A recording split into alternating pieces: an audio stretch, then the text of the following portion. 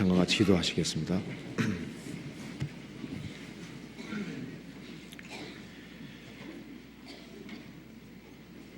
은혜와 사랑이 풍성하신 하나님 아버지,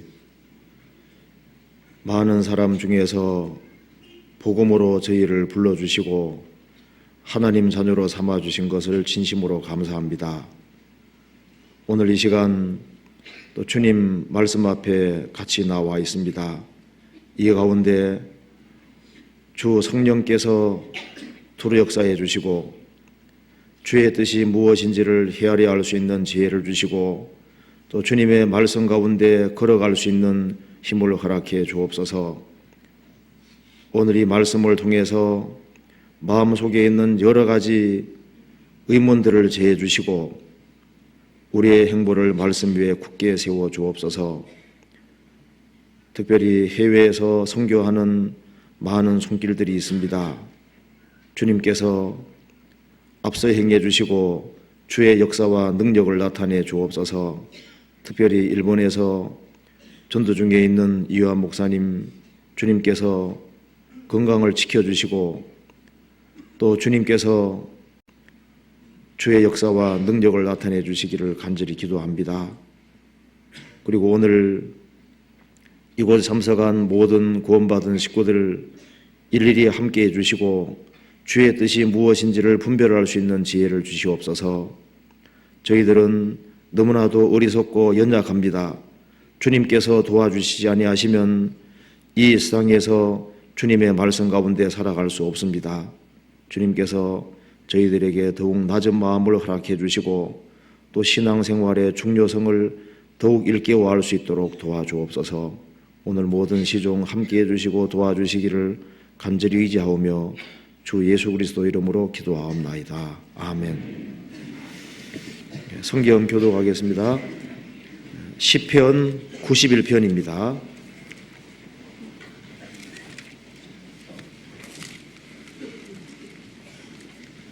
1절부터 끝절까지 같이 교독하겠습니다. 91편. 지존자의 은밀한 곳에 거하는 자는 전능하신 자의 그늘 아래 거하리로다. 내가 여호와를 가리켜 말하기를 저는 나의 피난처요 나의 요새요 나의 의리하는 하나님이라 하리니 이는 저가 너를 새 사냥꾼의 울무에서와 극한 연병에서 건지실 것이미로다. 저가 너를 그 깃으로 덮으시리니 내가 그 날개 아래 피하리로다. 그의 진실함은 방패와 손방패가 되나니 너는 밤에 놀램과 낮에 어르는 살과 흑암 중에 행하는 연병과 백주에 항백해 하는 파멸을 두려워 아니하리로다. 천인이 내 곁에서 만인이 내 우편에서 엎드러지나 이 재앙이 내게 가까이 못하리로다. 오직 너는 묵도하리니 악인의 보응이 내게 보이리로다. 내가 말하기를 여호와는 나의 피난처시라 하고 지존자로 거처를 삼았으므로 화가 내게 미치지 못하며 재앙이 내 장막이 가까이 오지 못하리니 저가 너를 위하여 그 사자들을 명하사 내 모든 길에 너를 지키게 하심이라. 저희가 그 손으로 너를 붙들어 발이 돌에 부딪히지 않게 하리로다. 내가 사자와 독사를 밟으며 젊은 사자와 뱀을 발로 누르리로다. 하나님이 가라사대 저가 나를 사랑한즉 내가 저를 건지리라. 저가 내 이름을 안즉 내가 저를 높이리라. 저가 내게 간구하리니 내가 응답하리라. 저희 환난 때에 내가 저와 함께하여 저를 건지고 영화롭게 하리라. 내가 장수함으로 저를 만족해 하며 나의 구원으로 보이리라 하시도다. 찬양대 찬송이 있겠습니다.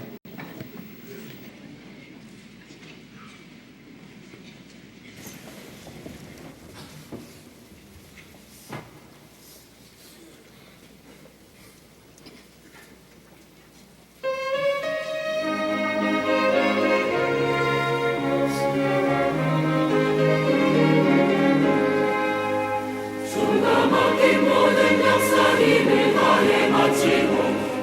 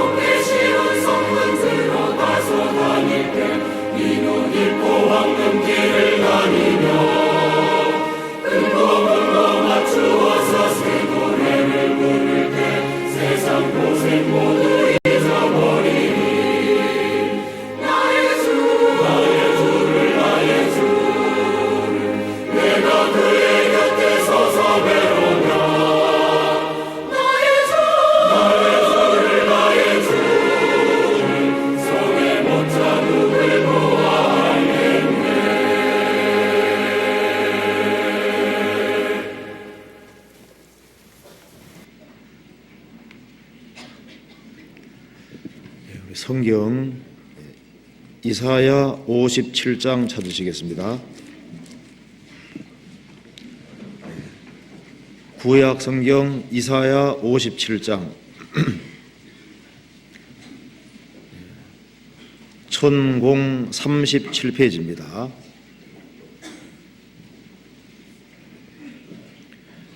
57장 15절입니다.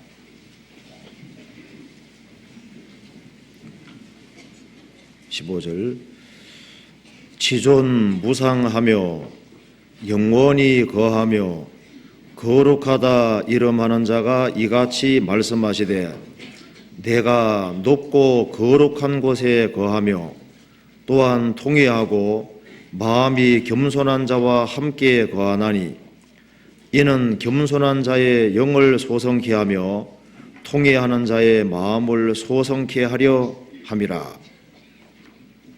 18절입니다. 내가 그 길을 보았은즉 그를 고쳐줄 것이라. 그를 인도하며 그와 그의 슬퍼하는 자에게 위로를 다시 얻게 하리라. 입술의 열매를 짓는 나 여호와가 말하노라. 먼 데 있는 자에게든지 가까운 데 있는 자에게든지 평강이 있을지어다. 평강이 있을지어다. 내가 그를 고치리라 하셨느니라.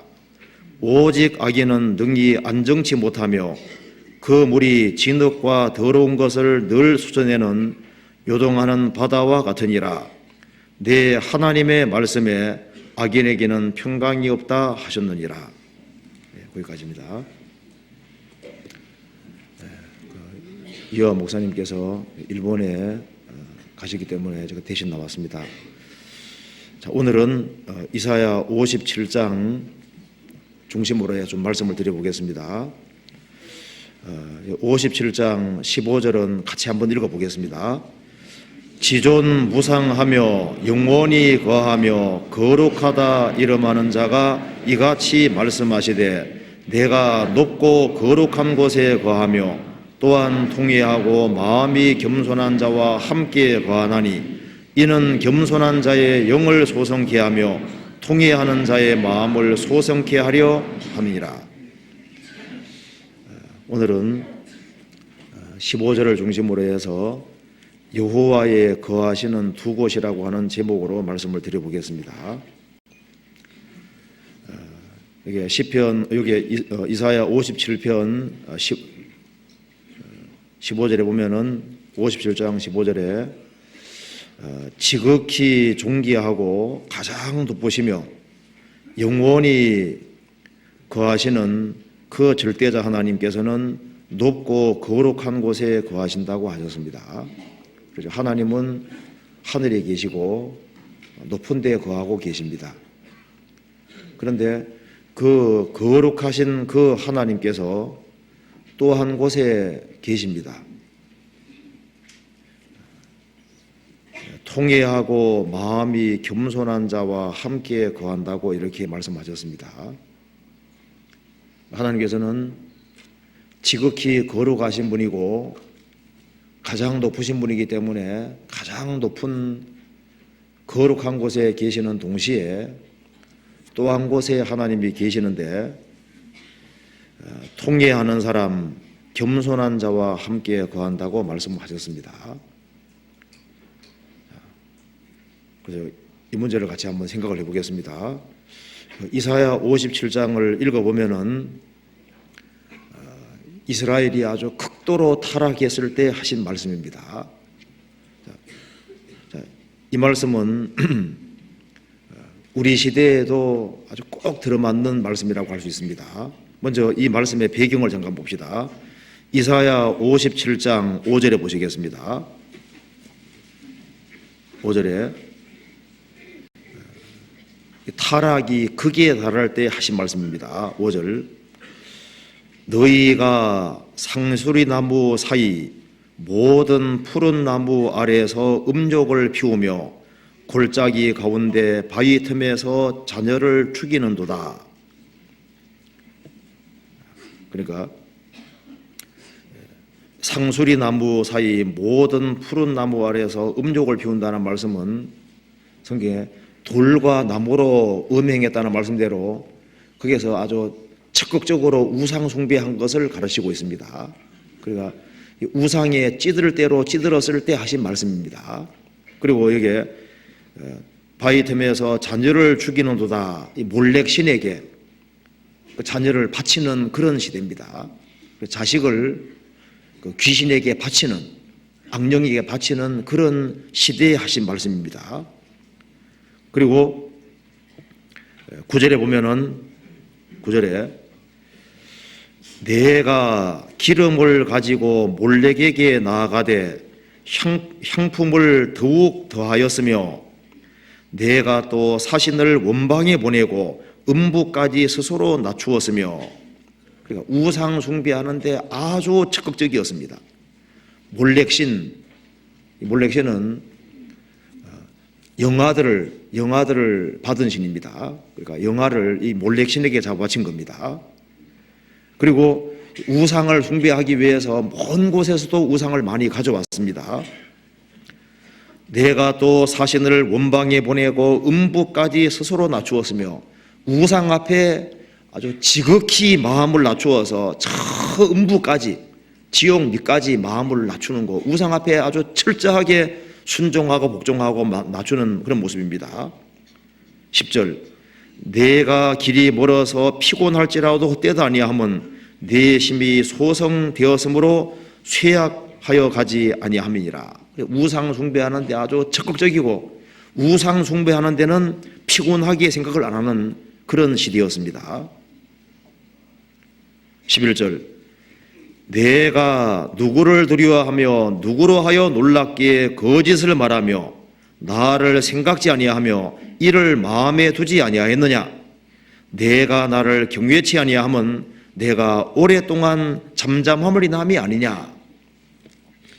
하나님 백성이라고 하는 이스라엘 백성들이 거짓을 말하고 하나님을 마음에 두지 아니하고 하나님과 하나님의 관계된 것을 마음에 두지 아니하고 아주 담대하게 악을 행했습니다. 그리고 17절에 보면은 그의 탐심의 죄악을 인하여 내가 노하여 그를 쳤으며 또 내 얼굴을 가리우고 노하였으나 그가 오히려 피역하여 자기 마음의 길로 행하도다. 멋대로 살아가는 시대입니다. 그리고 20절에 말씀하기를 이들을 악인이라고 얘기했습니다. 오직 악인은 능히 안정치 못하고 그 물이 더러운 것과 진흙과 더러운 것을 늘 수쳐내는 요동하는 바다와 같으니라. 내 하나님의 말씀에 악인에게는 평강이 없다 하셨느니라. 그러니까 이 시대가 어떤 시대인지 알 수 있겠죠. 1절에는 의인이 죽을지라도 마음에 두지 않았다고 했습니다. 그러니까 하나님에 대해서 아주 무관심한 시대, 철저하게 우상 숭배하던 시대, 심지어 자식까지 바치는 그 시대입니다. 우상에 대해서 아주 열심히 할 때, 그때 하신 말씀입니다. 타락할 대로 타락한 시대임에도 불구하고 하나님께서 초청하고 있는 말씀인 겁니다. 비록 인간이 너무나도 타락했다 할지라도 하나님께서 인간이 구원받을 길을 준비해 주신 겁니다. 14절에 장차 말하기를 도두고 도두어 길을 수축하여 내 백성의 길에서 거치는 것을 제하여 버리라 하리라. 이것이 바로 십자가 사건입니다.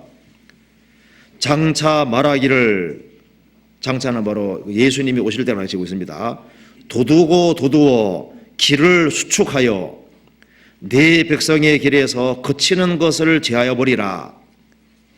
비록 인생이 타락했지만 인간이 하나님께 나아올 수 있는 길을 하나님께서 열어주셔서 백성들이 하나님께 나아오는데 장애되는 것을 싹 제거하시고 평지를 만들어 주신 겁니다. 그래서 누구든지 하나님께 쉽게 나아올 수 있는 길을 열어주신 겁니다. 그래서 비록 타락했다 할지라도 다음과 같이 하면은 하나님께서 구원해 주신다고 말씀하신 겁니다. 그래서 여기 15절에 보면은 지존무상하며 영원히 거하며 거룩하다 이름하는 자가 이같이 말씀하시되 내가 높고 거룩한 곳에 거하며 또한 통회하고, 이 무슨 말입니까? 이렇게 타락한 시대에도 자기의 악과 죄를 깨닫고 자기 죄를 가슴 아파하면서 정말 돌이키는 사람, 그리고 마음이 겸손한 사람과 하나님이 함께 거할 수 있다고 말씀하신 겁니다. 그러니까 이 타락한 시대에 인생에게 필요한 것이 무엇인지를 볼 수 있습니다. 제일 첫 번째는 통회하고, 이게 첫 번째입니다. 또 한 가지는 마음이 겸손한 자와 함께 거한다. 겸손. 그리고 13절에 보면은 중간에 나를 의리하는 자는, 이 말씀 나와 있죠? 의리한다는 것이 바로 믿는 겁니다.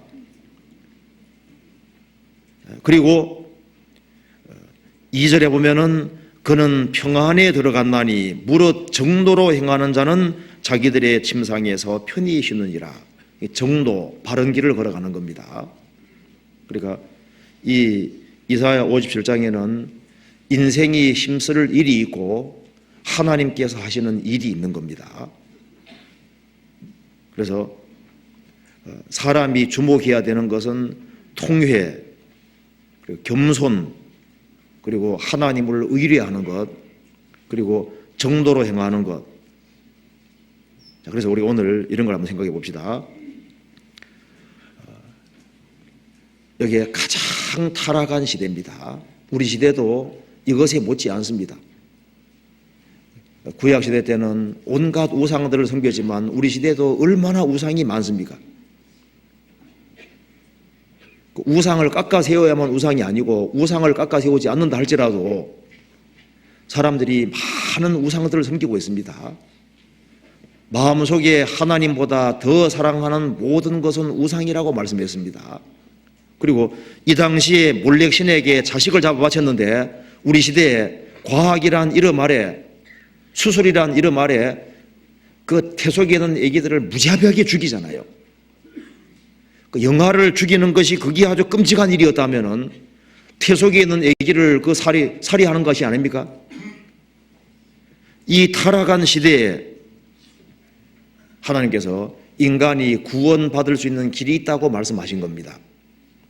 여기 첫 번째 통회하는 것, 또 한 가지는 겸손한 것이라고 했습니다. 그래서 죄를 가슴 아파하고 정말 돌이키고 살아계신 하나님을 의뢰하는, 믿는 겁니다. 그것이 인생의 살 길이라고 말씀하고 있는 겁니다. 그리고 겸손한 자와 함께 거한다. 겸손이 신앙에서 핵심적으로 인생에게 필요하다는 걸 알 수 있습니다. 그리고 통회하고 겸손한 사람에게는 주님이 어떤 일을 하시느냐, 여기에 통회하고 마음이 겸손한 자와 함께 거하신다고 했습니다. 하나님이 누구와 같이 계시느냐? 통회하고 마음이 겸손한 사람에게 함께 거하십니다. 하나님이 함께 하시면 어떤 일이 벌어질까? 여기에 자세히 기록이 되어 있습니다. 15절 끝에 보면은 겸손한 이는 겸손한 자의 영을 소성케 하며 통회하는 자의 마음을 소성케 하려 함이니라. 하나님이 함께 하시는 곳에는 항상 영혼이 구원을 받고 영혼이 힘을 얻고 소생되고 마음이 소생되는 그런 일들이 있는 거예요.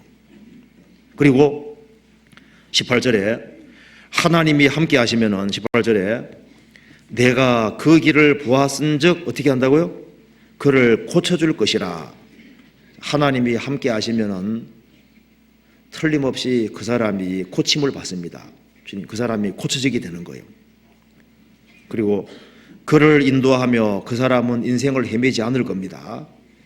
그를 인도하며 그와 그의 슬퍼하는 자에게 위로를 다시 얻게 하리라.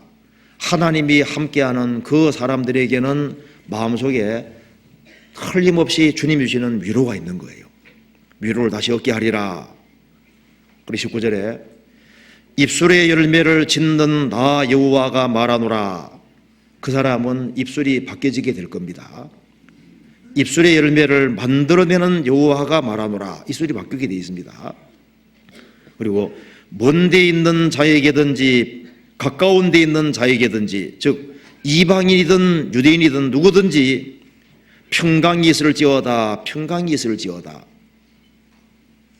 하나님이 함께하는 그 사람들 속에 평강이 있는 겁니다. 내가 그를 고치리라. 그리고 악인은 능히 안정치 못하고 그 물이 진흙과 더러운 것을 늘 솟아내는 요동하는 바다와 같지만은 하나님이 함께하는 그런 사람들 속에는 마음에 안정이 있습니다. 견고한 것이 있는 거예요. 그리고 더러운 것을 솟아내는 것이 아니라 속에서 성령의 역사로 말미암아 새 사람이 되고 새로운 것이 나오게 되어 있는 거예요.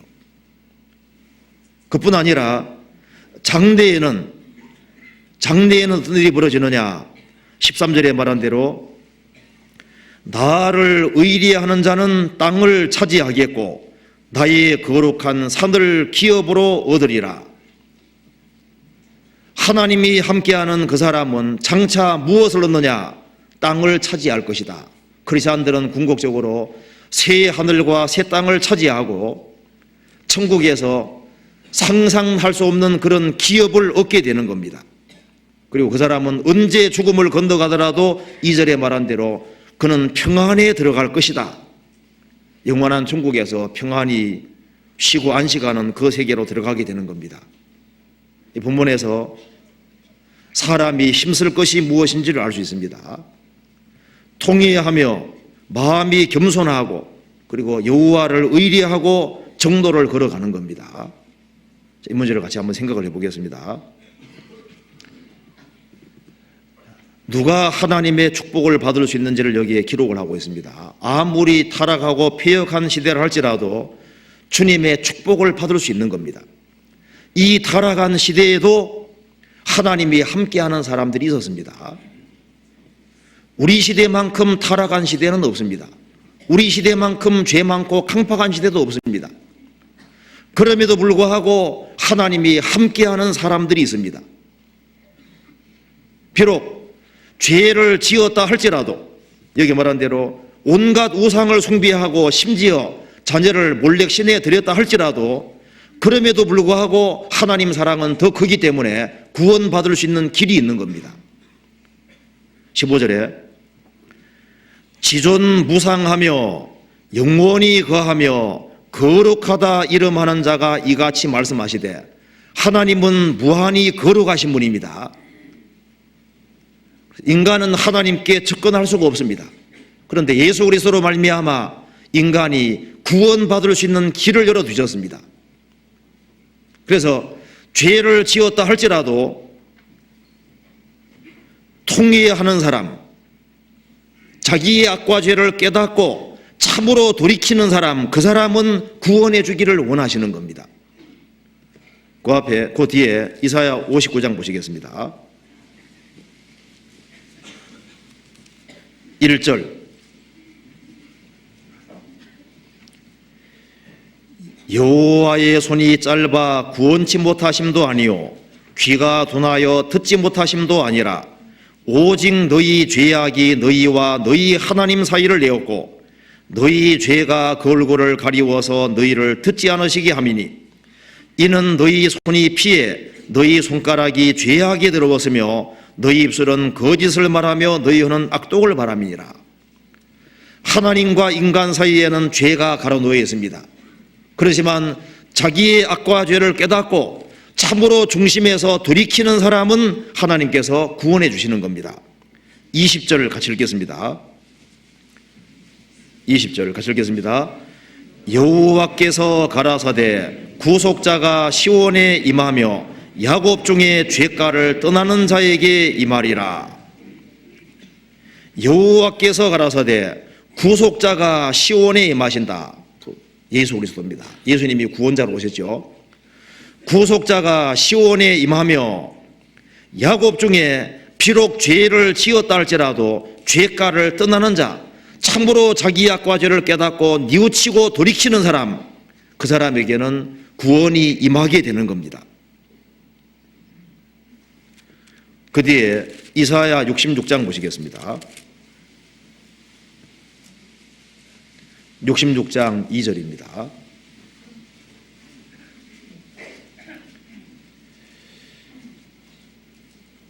나 여호와가 말하노라. 나의 손이 이 모든 것을 지어서 다 이루었느니라. 그 다음 같이 읽겠습니다.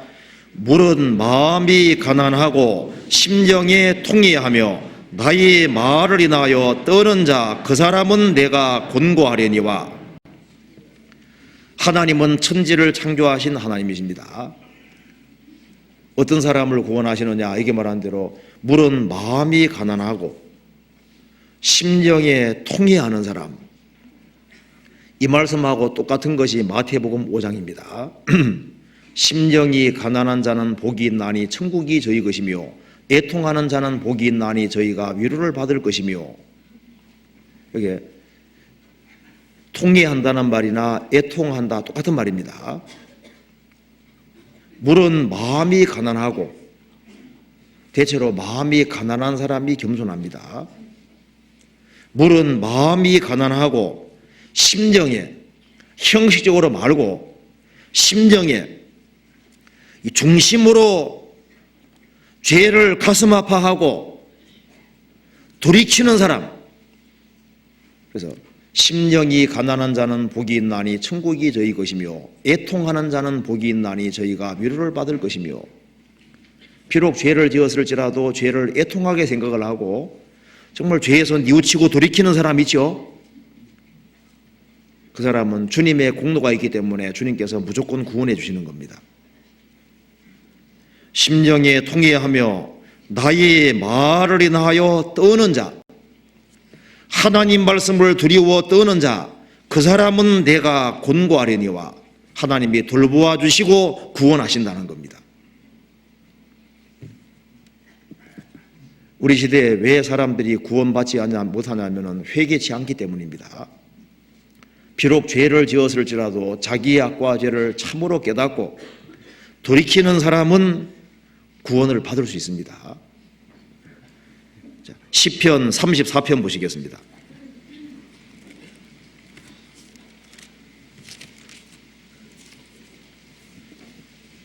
34편 18절입니다. 같이 읽어보겠습니다. 여호와는 마음이 상한 자에게 가까이 하시고 중심에 통해하는 자를 구원하시는도다. 여호와는 마음이 상한 자에게 가까이 하시고, 마음에 아주 고통을 많이 받은 사람들이 있죠. 그런 사람은 마음이 낮을 대로 낮아지는 겁니다. 이스라엘 백성들은 에집트에서 400년 동안 그 고통을 받으면서 마음이 아주 애통한 사람이 되어 있는 거예요. 그 애통하는 사람, 마음이 상한 사람에게 가까이 하시고, 그런 사람들은 마음이 낮아져 있습니다. 그 죄 때문에 마음이 상하고 고통받는 사람이지 않습니까? 중심에, 겉으로 말고 중심에 통해하는 자를 구원하시는도다. 어떤 사람은 계속 배워도 못 깨닫습니다. 항상 배우나 마침내 진리의 지식을 솟느니라. 항상 배우지만 왜 못 깨달을까요? 항상 배우지만 저희 중에 남의 집에 가만히 들어가 어리석은 자들을 유인한 자들이 있다. 뒤에서 악을 고수하고 있으니까 구원이 안 이루어지는 거예요. 누가복음 18장에 세리가 기도했습니다. 가슴을 치면서 기도했죠. 하나님이여 불쌍히 여기옵소서, 나는 죄인이로소이다. 가슴을 치면서 애통했습니다. 나 좀 불쌍히 여겨주십시오. 이게 통회하는 마음이잖아요. 그 사람에게 구원이 임했습니다. 그 사람은 의롭다함을 얻었습니다. 누가복음 23장에서도 한 강도는 끝까지 예수님을 대적했습니다. 한 강도는 바로 죽음 직전에 자기 악과 죄를 깨닫고 하나님을 참으로 두려워하면서 자기가 동일한 정죄를 받았다는 것을 말씀했습니다. 그러면서 영혼을 예수님께 부탁했습니다. 예수여, 당신의 나라에 마실 때 나를 불쌍히 여겨 주십시오. 나 좀 생각해 주십시오.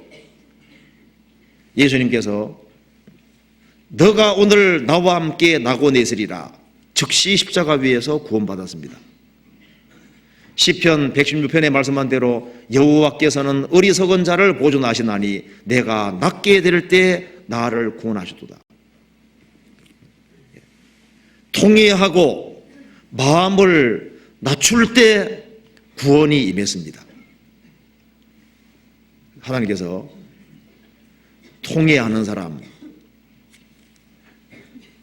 자기 악과 죄를 깨닫는 사람, 그리고 그리스도의 공로를 의지하는 사람, 그 사람에게 신비하게도 구원을 허락하시고 구원받은 그때부터 그 사람 어떻게 합니까? 함께 거하시는 거예요. 예수님 말씀하시기를 여우도 굴이 있고 공중의 새도 거처가 있으되 인자는 머리 둘 곳이 없다고 하셨습니다. 한 서기관이 예수님께 말했죠. 예수님이 어디 가든지 저는 따르겠습니다.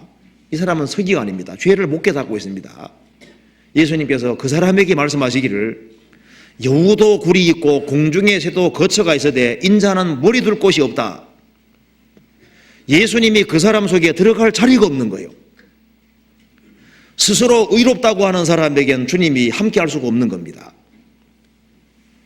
이 바리새인과 서기관이 자기의 악과 죄를 깨닫고 자기가 죄인인 것을 깨닫고 참으로 돌이키고 주님의 공로를 받아들인다면 주님이 그 사람 속에 거할 수 있잖아요. 예수님 당시에도 자기 죄를 참으로 깨닫는 사람, 겸손한 사람들과 함께 거하셨습니다. 예수님은 바리새인과 서기관들을 찾아다니는 것이 아니라 오히려 세리와 죄인들을, 죄 많은 사람들을 찾아다니고 그들 속에 계셨습니다. 지금도 자기 죄를 통회하는 사람, 겸손한 사람과 함께 거하시는 겁니다. 교회에는 어떤 사람들이 모여있냐 하면은 자기의 악과 죄를 깨달은 사람들, 그리고 그리스도의 공로를 의지하는 사람들, 그리고 마음이 낮은 사람들, 그런 사람들이 모여있는 곳입니다. 주님께서 통회하고 마음이 겸손한 사람과 함께 거하십니다. 그런 사람들이 모여있는 것이 교회이기 때문에 그 교회 가운데 주님께서 함께 하시는 거예요. 내가 저희 가운데 거하며 두루 행하여 구원받은 무리 가운데 거하시면서 주님께서 두루 행하십니다. 시편 14편 5절에 보면은 주님께서 의인의 세대에 계시다고 했습니다. 주님이 어디 계시느냐? 통회하는 사람들, 겸손한 사람들과 함께 거합니다. 이사야 당시에도 구원받은 사람들은 적은 무리였습니다. 말라기 시대에도 적은 무리였습니다. 우리 시대에도 자기의 악과 죄를 참으로 깨닫는 사람들, 그리고 정말 마음을 낮추고 겸손의 길을 걷는 사람들, 그런 사람들은 적은 무리입니다. 적은 무리여 무서워 말라, 너희 아버지께서 그 나라를 너희에게 주시기를 기뻐하시느니라. 하나님 나라를 상속받는 사람은 적은 무리입니다. 요한 웨슬레는 성공의 목소의 아들로 태어났습니다. 성공의 안에서 구원받지를 못했었습니다. 그런데 월드스게이트에 있는 조그마한 모임 뒷자리에 앉아있다가 구원을 받았습니다. 그걸 통해서 요한 웨슬레는 하나님은 큰 곳에만 계신 것이 아니라 아주 적은 무리, 소수들, 정말 주님을 사랑하는 그런 무리 속에 역사하신다는 걸 알은 거예요. 자기가 큰 데서 구원받은 게 아니라 조그만 모임 뒷자리에 앉았다가 구원을 받았거든요. 많은 사람들이 주님이 어디에 계신지를 모릅니다. 동방 박사들도 예수님이 태어나시면은 예루살렘의 왕궁에 계시고 성전에 있을 거라고 생각했습니다. 예수님은 구유에 계셨습니다. 예수님 당시에 훌륭한 제사장들이 많이 있었죠. 성전이 있고 예배의식이 있습니다. 그런데 주님이 거기에 계신 것이 나타나신 것이 아니고 예수님이 탄생했을 때 밖에서 양떼를 지키는 목자들 속에 나타났지 않습니까? 그 사람들이 예수님을 영접했잖아요. 예수님이 내가 그러라고 말씀하신 사람들은 예수님 당시에 그 성전에 있는 제사장들에게가 아니고 저 사마리 여자, 6번째 남편하고 살고 있는 사마리 여자에게 나타나셨다는 거 아시죠? 그 여자는 메시아를 갈망하고 있었던 겁니다. 주님이 어디 계시느냐? 통회하고 마음이 겸손한 사람들, 그런 사람들 속에 계시는 거예요. 이사야 57장 보시겠습니다.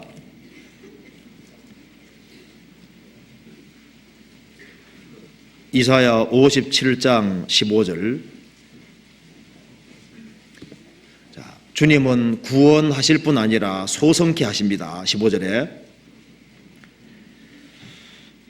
지존무상하며 영원히 거하며 거룩하다 이름하는 자가 이같이 말씀하시되 내가 높고 거룩한 곳에 거하며 또한 통회하고 마음이 겸손한 자와 함께 거하나니 이는 겸손한 자의 영을 소성케 하며 통회하는 자의 마음을 소성케 하려 함이니라. 자, 구원받은 이후에 영혼이 소성케 되고, 소성이라는 것은 병자가 힘을 얻는 겁니다. 회복이 되는 거예요. 어떻게 신앙이 회복되느냐? 어떻게 신앙을 힘차게 살 수 있느냐? 겸손한 자의 영을 소성케 하십니다. 그리고 통회하는 사람의 마음을 소성케 하십니다. 자, 구원받은 이후에도 하나님께서 어떤 사람의 영혼과 마음을 소성케 하시고 힘을 주실까요? 죄를 고집하는 사람, 강팍한 사람은 소성이 뭔지를 알 수가 없어요. 구원받고 난 이후에도 죄에서 정말 돌이키는 사람, 자기의 죄를 정말 가슴 아파하고 슬퍼하고 돌이키는 사람, 그런 사람 영혼을 주님께서 소성하게 만드시는 거예요. 다윗이 살인죄와 간음죄를 짓고 난 이후에 구원의 즐거움이 깨져버렸습니다. 다윗은 죄에서 철저하게 돌이켰습니다. 그러니까 하나님께서 어떻게 하셨습니까? 다시 그 사람을 회복시켜 주신 거예요. 시편 51편 보시겠습니다.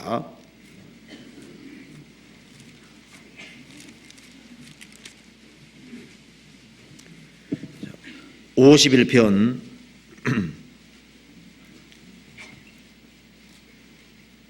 10절.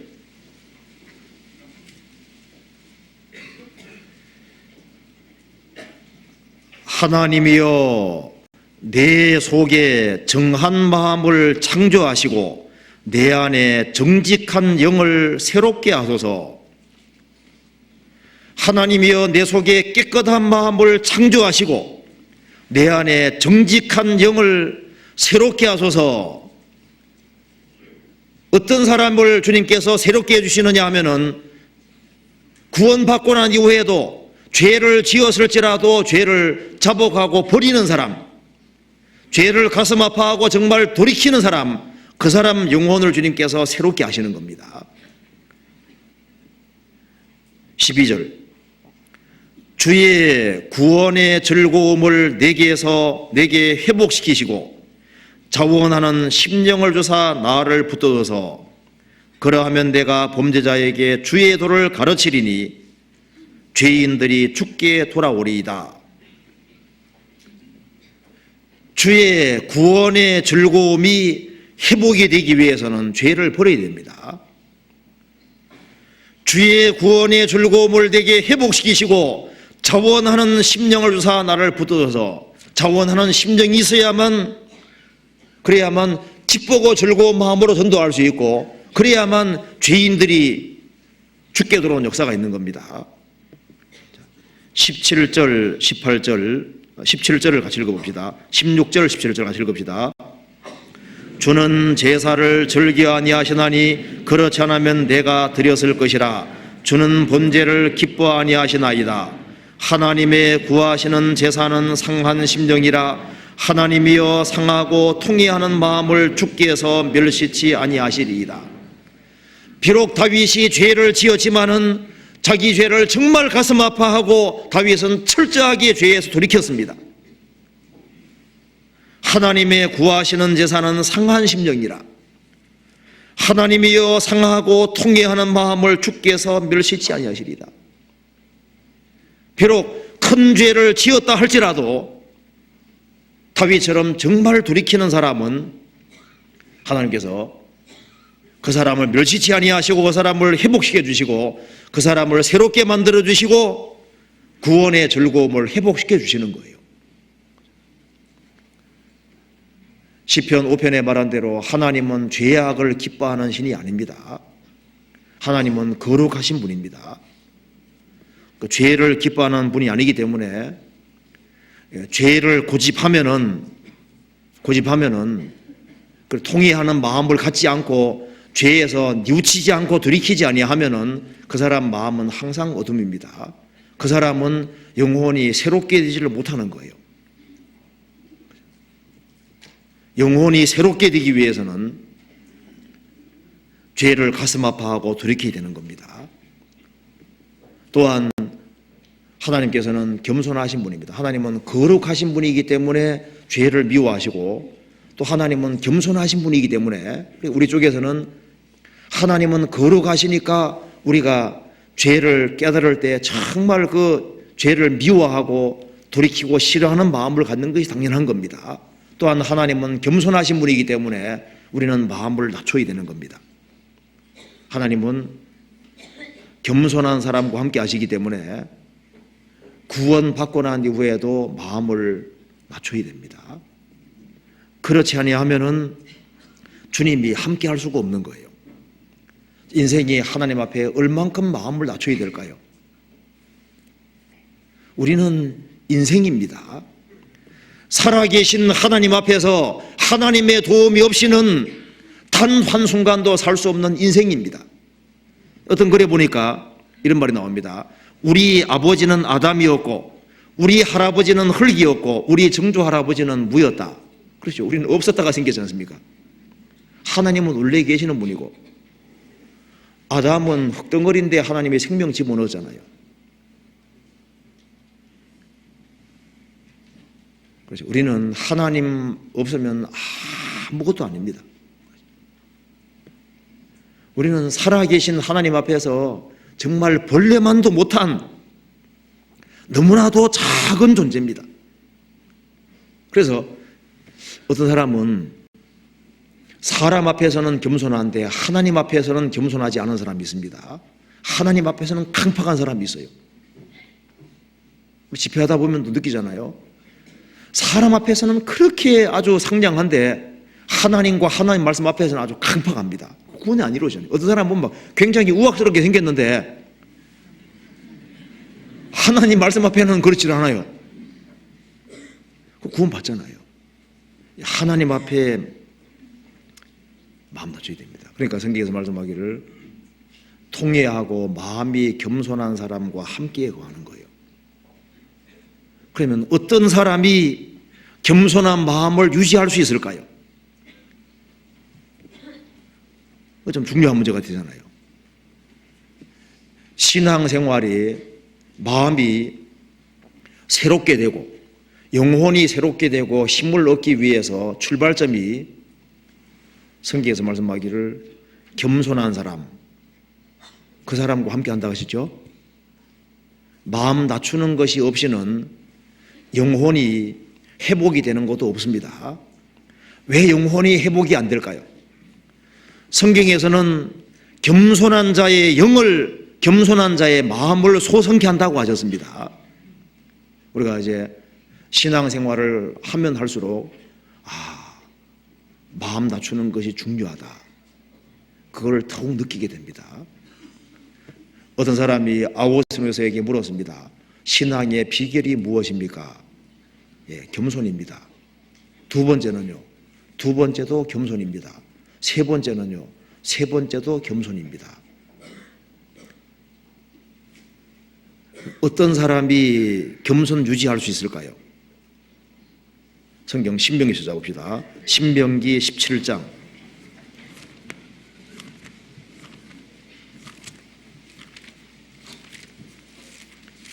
신명기 17장 19절입니다.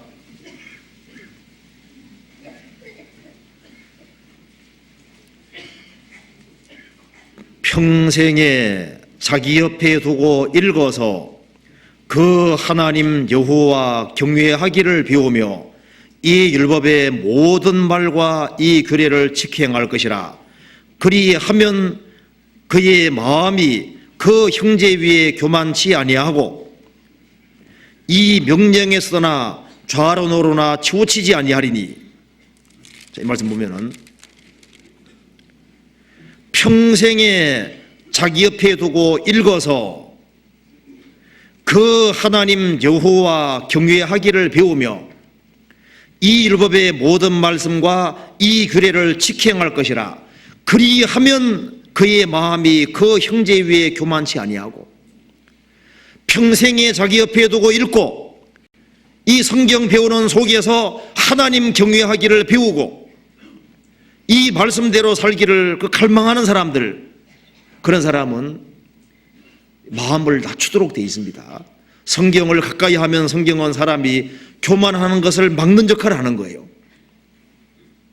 성경을 멀리하면 자기도 모르게 교만해집니다. 성경을 열심히 배우는 사람들은 성경이 그 사람 마음을 자꾸 낮추는 일을 하시는 거예요. 자기 연약을 깨닫게 해주십니다. 성경 디모데전서 6장 보시겠습니다.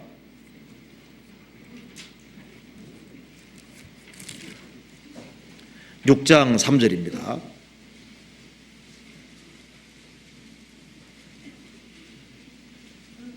6장 3절. 누구든지 다른 교훈을 하며 바른 말 곧 우리 주 예수 그리스도의 말씀과 경건에 관한 교훈에 창념치 아니하면 저는 교만하여 아무것도 알지 못하고 변론과 언쟁을 좋아하는 자니 이로써 투기와 분쟁과 회방과 악한 생각이 나며 마음이 부패하여지고 진리를 잃어버려 경건을 이익의 재료로 생각하는 자들의 다툼이 일어나느니라. 누구든지입니다. 누구든지 성경에서 벗어나는 다른 교훈을 하는 사람은 교만해집니다. 바른 말 곧 우리 주 예수 그리스도의 말씀과 경건에 관한 교훈에 창념하는 사람, 그곳에 매달리는 사람은 그 사람은 마음을 계속 낮출 수 있게 되는 거예요. 그런데 만일 우리 주 예수 그리스도의 말씀과 경건에 관한 교훈에 창념치 아니하면은 얼마 시간 지나면 교만해집니다. 그리고 안다고 떠들어대는데 아무것도 알지 못하는 거예요. 그리고 변론과 언쟁을 좋아하게 되고 이로써 투기와 분쟁과 해방과 악한 생각이 나고 나중에는 마음이 부패하여지고 진리를 잃어버리고 경건을 이익의 재료로 생각하고 그래서 많은 다툼과 문제가 생기게 되어 있습니다. 우리 주 예수 그리스도의 말씀과 경건에 관한 교훈에 창념하는 사람, 그 사람들은 자꾸 자기 악을 깨닫고 자꾸 마음을 낮추게 되는 거예요. 주님 앞에 무릎을 꿇는 것이, 주님 앞에 무릎을 꿇는 사람, 그 사람은 하나님께서 안아주시고, 그리고 그 사람 마음을 자꾸 낮추도록 도와주실 겁니다. 하나님께 쓰임받은 사람 치고 마음을 안 낮춘 사람이 없잖아요. 아브라함은 말하기를 티끌과 같은 나라고 했습니다. 다윗은 흔들리는 담과 넘어지는 울타리 같다고 얘기를 했습니다. 잠언 3장에 나오는 아굴은 나는 다른 사람에게 비하면 짐승이라고 얘기를 했습니다. 바울 사도는 모든 성도 중에 지극히 작은 자보다 더 작은 나라고 했습니다. 우리는 수시로 교만해지기 때문에 의도적으로 자꾸 낮추려고, 의도적으로 자기 마음을 낮추려고 노력하는 것도 필요합니다. 이 파스칼이 유명하게 됐을 때, 파스칼은 팡세 쓴 사람 아시죠? 그 사람은 구원받은 크리스찬입니다. 허리띠에다가 이렇게 뾰족뾰족한 목 같은 걸 많이 박아놔가지고요, 자기를 칭찬해주고 축혀 세워줄 때 허리띠를 쳤다 그러지 않습니까? 근데 교만하면 죽어. 교만하면 죽어. 혹시라도 주님 앞에서 마음이 교만해질까봐 낮추는 겁니다. 왜 하나님께서 크리스찬에게 고난을 주실까요? 고난을 통과하는 속에서 자기 연약을 깨닫고 겸손하게 되는 겁니다. 우리 신앙생활 속에 약점을 주셨습니다. 그 약점을 왜 주셨냐 그 말입니다. 혹시나 우리가 교만해질까봐 약점이 있는 거예요. 그래서 어쩌면 가난하기 때문에, 가난한 것 때문에 교만이 막아질 수도 있습니다. 내가 다른 사람보다 어려움을 당하는 것이 있기 때문에 마음 낮출 수도 있는 거예요. 집안의 어떤 문제 때문에 마음 낮출 수도 있습니다. 주님께서는 여러 가지 방법으로 마음을 낮추게 하는 거예요. 왜? 마음을 낮추지 아니하면은 그 사람에게는 은혜가 없는 거예요. 물이 낮은 데로 흐르는 것처럼 하나님 은혜는 겸손한 사람에게 내려오기 때문에 마음을 낮춰야 됩니다. 마음을 낮추면은 낮추면 낮출수록 좋다는 걸 알 수 있는 거예요. 나폴레옹은 나의 사전은 사전에 불가능한 건 없다. 그것이야말로 정말 교만한 말이잖아요. 제가 한번 글을 한번 읽어드리겠습니다. 나폴레옹이 유럽을 정복한 후 그 기세를 몰아 러시아까지 진격해 들어가려 할 때 일이랍니다. 출정 전날 그는 한 귀족 부인에게 성전의 확신을 갖고 자신의 계획을 자세히 설명했습니다. 듣고 있던 부인은 인간이 계획하나 이루시는 분은 하나님이십니다. 이렇게 말하니까, 조용히 말하니까 그 황제가 말하기를 얼굴 웃으면서 부인, 모든 것은 제가 하고 제가 이룰 것입니다. 자, 그 말하고 얼마 안 돼서 러시아 쳐들어가서 어떻게 된지 아시죠? 완전히 대패했습니다. 완전히 망개잖아요. 이 러시아의 미하일 쿠투조프라는 그 대장은 신의 섭리를 이길 사람은 없다. 하나님이 봄, 여름, 가을, 겨울 주셨기 때문에 겨울은 틀림없이 온다. 나폴레옹은 나의 사전에 불가능은 없다. 나폴레옹은 나는 뭐든지 할 수 있다. 그랬고 러시아 장군은 나폴레옹이 아무리 용맹하다 할지라도, 그렇다고 할지라도 하나님은 못 이긴다. 하나님은 봄, 여름, 가을, 겨울 주셨기 때문에 겨울은 반드시 온다. 그래서 후퇴후퇴를 거듭하지 않습니까? 식량을 불태우면서 마침내 눈보라가 치고, 그래서 겨울이 밀어닥쳐가지고 어떻게 됐습니까? 완전히 망했잖아요.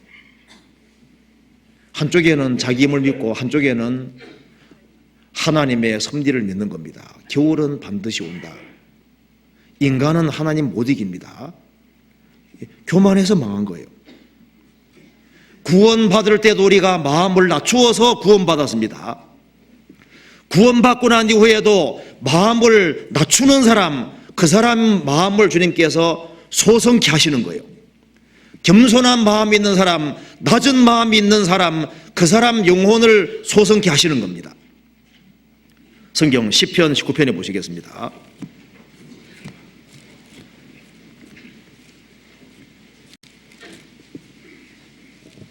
7절입니다.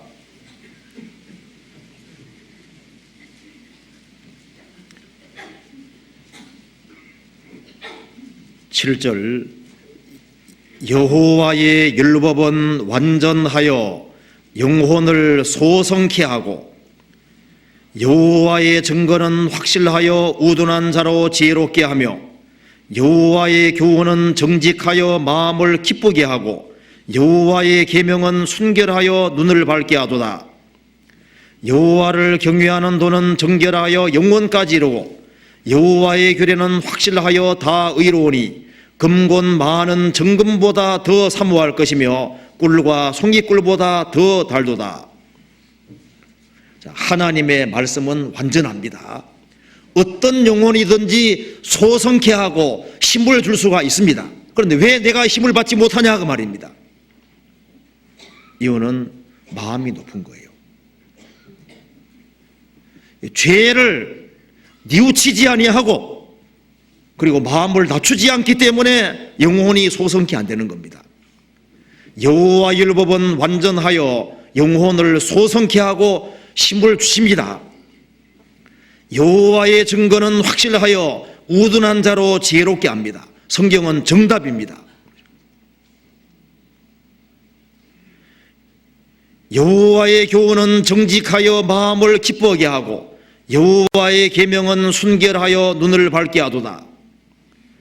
여호와를 경외하는 도는 정결하여 영혼까지 이루고 여호와의 규례는 확실하여 다 의로우니.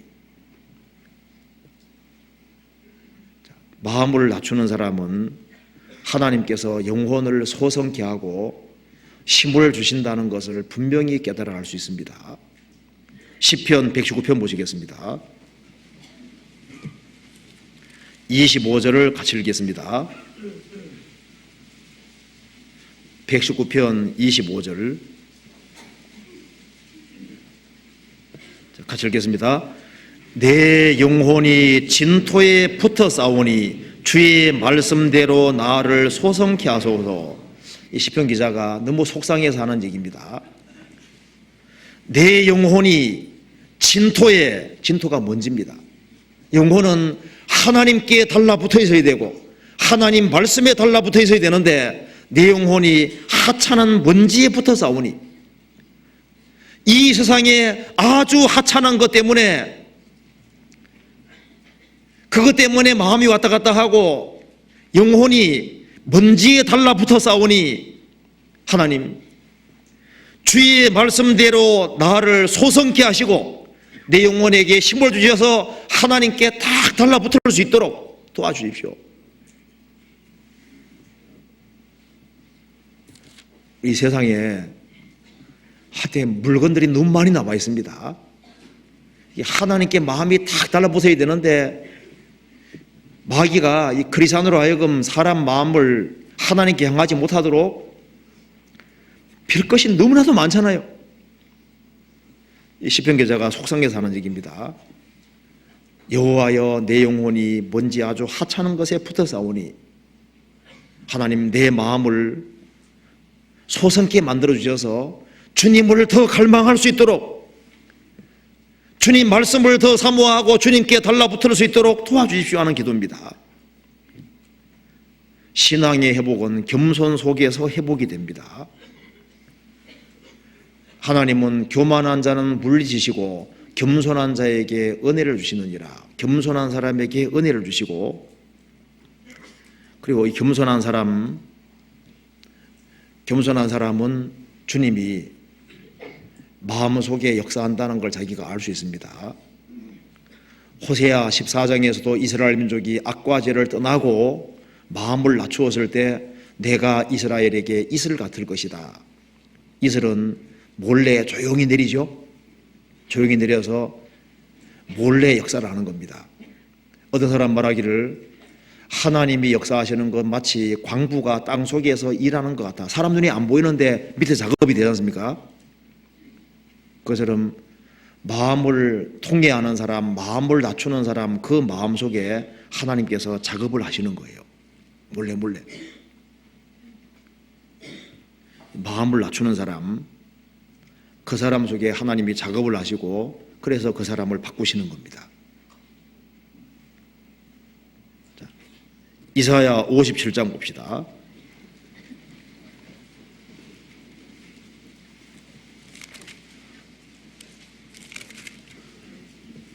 57장 15절. 지존무상하며 영원히 거하며 거룩하다 이름하는 자가 이같이 말씀하시되 내가 높고 거룩한 곳에 거하며 또한 통회하고 마음이 겸손한 자와 함께 거하나니. 하나님이 함께 거하시면은 하나님이 일을 안 하실까요? 하시죠. 하나님이 함께 하시면은 그 사람 영혼 속에 틀림없이 작업을 하실 겁니다. 그리고 이는 하나님이 함께 하시면은 이는 겸손한 자의 영을 소성케 하며 겸손한 자의 마음을 통회하는 자의 마음을 소성케 하리 하심이니라. 하나님께서 하나님의 사랑을 부어주시고 하나님 은혜를 깨닫게 도와주십니다. 우리가 구원받을 때도 예수님의 보혈을 깨닫게 도와주셨잖아요. 십자가 사랑을 깨닫게 도와주셨습니다. 구원받은 이후에도 마음을 참으로 낮추는 사람, 그 사람에게 다시 보혈의 능력을 알게 해주시고 주님의 사랑을 일깨워 주시고 주님이 우리를 어떠한 사랑으로 사랑하셨는지를 깨닫게 도와주시잖아요. 주님의 십자가 사랑으로 우리 마음을 소성케 하시는 겁니다. 주님 함께 하시면은 어떤 일이 벌어지는지 봅시다. 18절에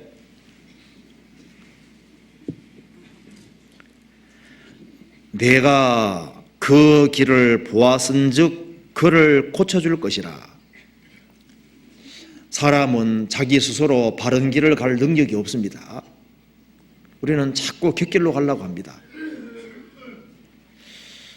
내가 그 길을 보았은즉 그를 고쳐줄 것이라. 누가 고쳐주십니까? 주님이 고쳐주십니다. 우리는 우리를 바꾸는 능력이 없어요. 주님이 함께 하시면은 주님이 속에서 작업을 하셔서 사람을 바꿔주시기 시작하십니다. 구원받아야 바꿔지잖아요. 먼저 한 곳에 성경 찾아봅시다. 한 군데 로마서 3장을 봅시다. 어떻게 바꾸어지는지 먼저 개요를 잠깐 봅시다. 로마서 3장 10절입니다.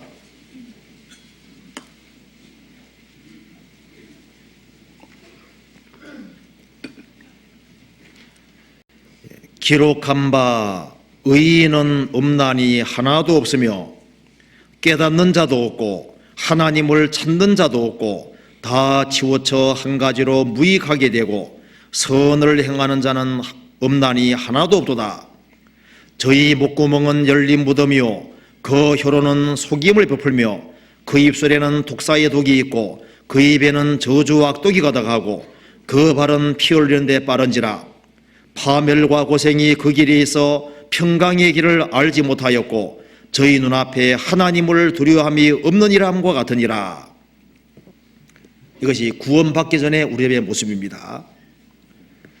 의인은 없나니 하나도 없다. 깨닫는 자도 없고 하나님을 찾는 자도 없고 다 치우쳤습니다. 기준에서 다 벗어났습니다. 그리고 무익하게 됐습니다. 지성과 감성과 의지가 다 썩었습니다. 선을 행하는 자는 없나니 하나도 없도다. 저희 목구멍은 열린 무덤이고 혀로는 속이 베풀고 입술에는 독사의 독이 있고 그리고 발은 악한 곳에 다녔습니다. 그런데 구원받을 때 어떤 일이 벌어집니까? 의인은 있나니 구원받으면 의인 됐죠?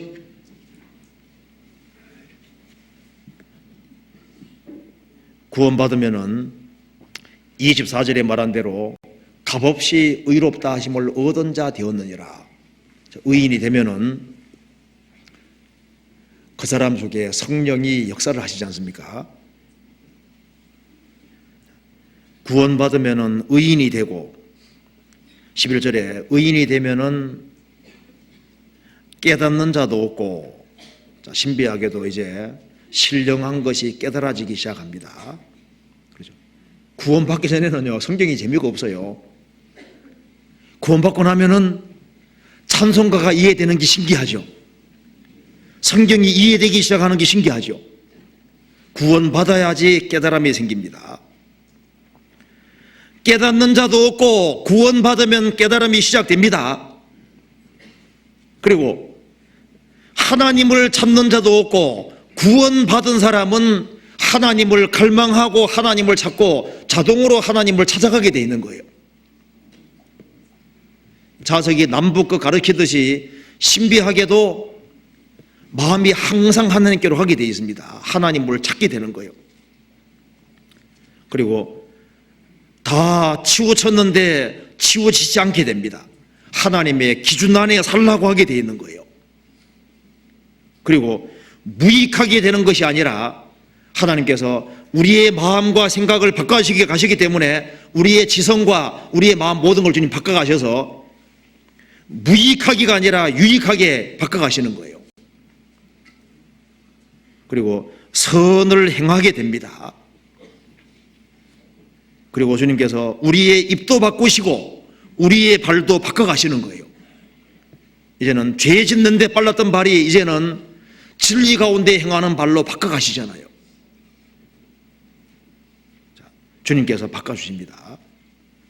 자, 성경에 말씀하기를 하나님이 함께 하시면은 그 사람의 마음과 영혼을 소성케 하시고 그 사람을 고쳐주신다고 하셨습니다. 어떻게 고쳐주실까요?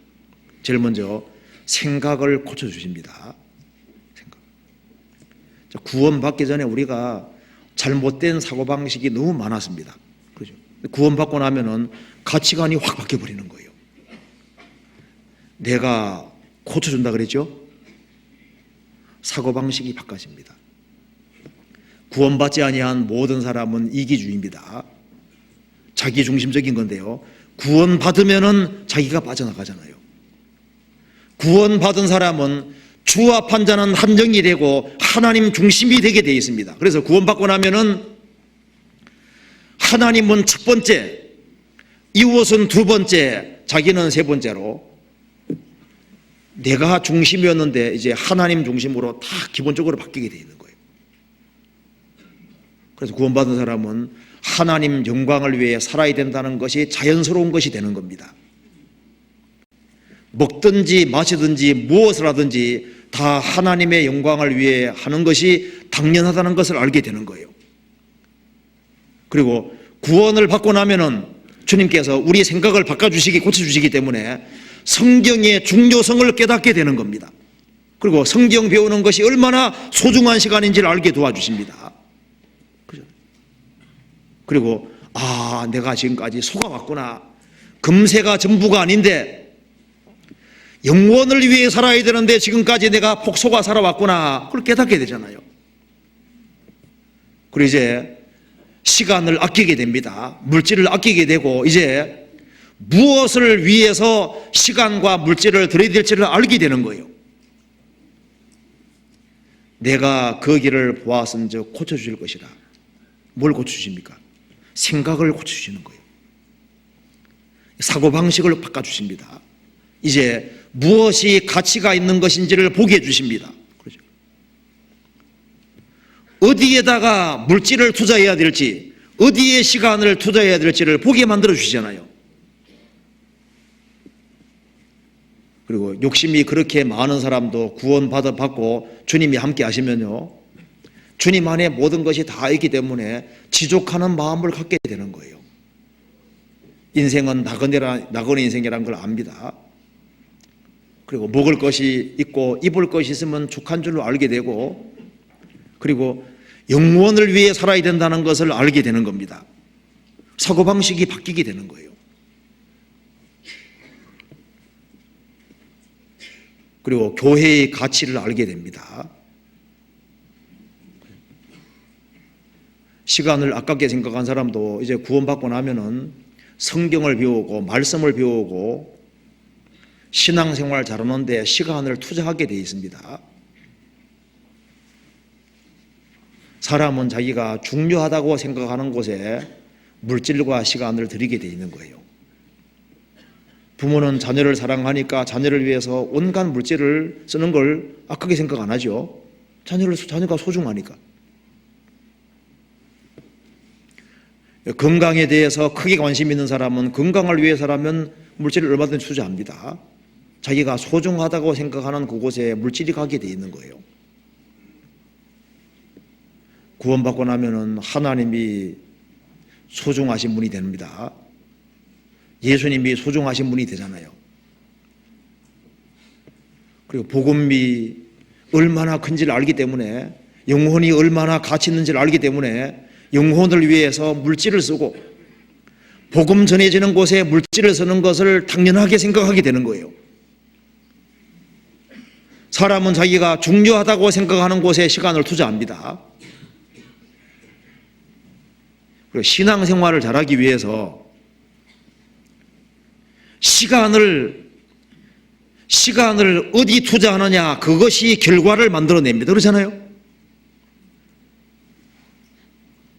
무엇인가 결과가 생기기 위해서는 시간을 들이지 않으면 결과가 안 생기는 거예요. 구원을 받은 사람은 살아계신 하나님 앞에서 신앙생활을 잘하기를 원하기 때문에 시간 투자를 어디에 해야 될지를 알게 되는 겁니다. 그래서 우리는 말씀 배우는 시간이 가장 중요한 시간입니다. 그러니까 어떻게 하든 간에 시간을 건져내서 말씀을 배우는 거기에다가 집중 투자를 하는 거예요. 우리가 시간을 만들어서 하나님 말씀 배우고 기도하고 하는데 이 시간 자체를 중요한 곳에다가 들이는 그 사람이 나중에 결과가 나타나게 되는 거예요.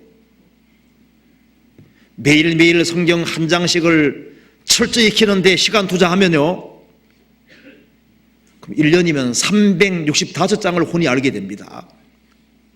3년이 지나면 1000장 이상을 확실하게 알게 되는 거잖아요.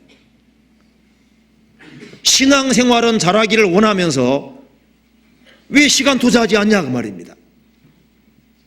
신앙생활을 잘하기를 정말 원하고, 그리고 크리스찬이 되되 주님 앞에 귀하게 쓰임받는 크리스찬이 되기 원한다면은 시간 투자 안 하고 가능하겠습니까? 뭐 사업을 하는 사람이든 뭘 공부를 하든 뭘 하든 간에 뭐가 결과 만들어내려면은 시간 투자가 돼야 되는 거예요. 그런데 신앙생활 하는 데는 조금의 시간을 내고서 어떻게 신앙생활을 힘차게 하기를 원하냐 그 말입니다. 만일 내가 100만 원 투자하면은 1년 후에 1억이 벌린다. 누가 투자 안 하겠습니까? 그런데 영혼이 하나님께로 열려있지를 않습니다. 그래서 주님께서 사고방식을 자꾸 바꿔주시는 거예요. 돈은 있다가도 없는 겁니다. 주님이 무한자라는 거 아시죠? 주님이 무한자인데 나는 보면 아무것도 아니에요. 그런데 무한하신 주님과 연결되면 그 사람 가치가 있는 겁니다. 무한하신 주님과 끊어지면 나는 아무것도 아닌 거예요. 왜 성경에서 베드로가 유명한 사람이 됐습니까? 주님과 연결되기 때문에 그런 거지 않습니까? 아브라함이 왜 유명하냐 그 말입니다. 주님과 연결됐으니까. 주님과 연결 안 된 사람은, 그 사람은 주님 볼 때 아무것도 아닌 거예요. 아무것도 아닙니다.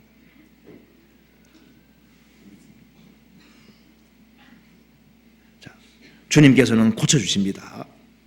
그리고 우리 사고방식을 바꿔주시고 우리의 마음의 태도를 또 고쳐주시는 거예요.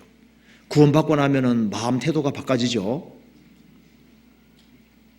성경에 보면은 갈렙은 마음이 그들과 달랐다는 말이 있습니다. 구원 받으면은 구원 안 받은 사람과 마음이 달라지게 되는 거예요. 성경 찾아봅시다. 민수기 14장 봅시다. 사고방식이 달라지고 마음의 태도가 달라집니다. 민수기 14장 24절